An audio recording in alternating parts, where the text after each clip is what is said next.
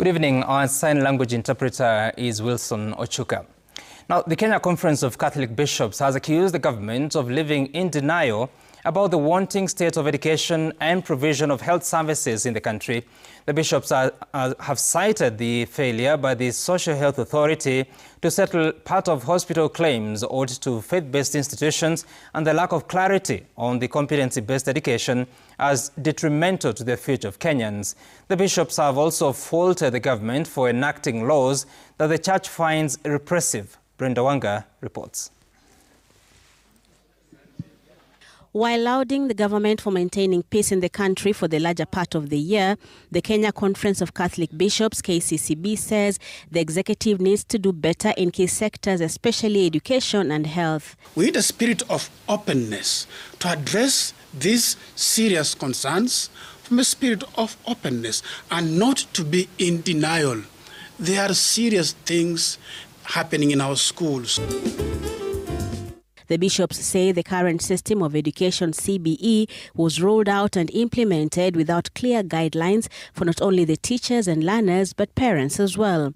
We are inviting those responsible in government not to make political responses to these very serious matters, but to move with speed and rectify the things that are ailing our education system, especially with regard to the introduction of the current system of education, which was CBC, now we're calling it CBE. The bishops now want the government to take remedial actions to steady the education ship.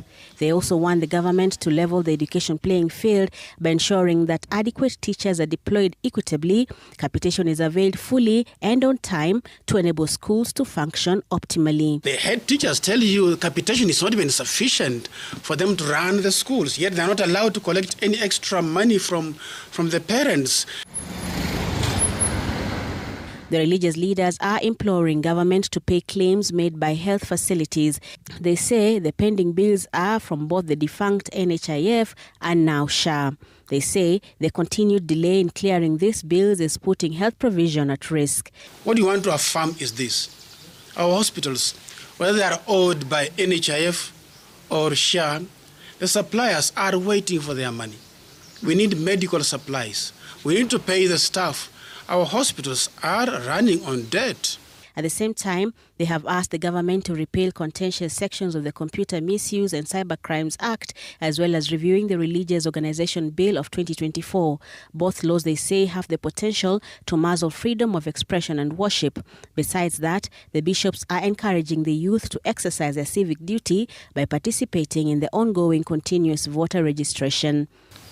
Registering as a voter secures your voice and contribution, enabling Kenya to continue growing in justice, peace, and unity. The bishops have also challenged government leaders to observe integrity and accountability as avenues of slaying the corruption dragon that they say continues to cripple service delivery and undermine national growth. They say the government must stop condemning corruption publicly and tolerating it privately.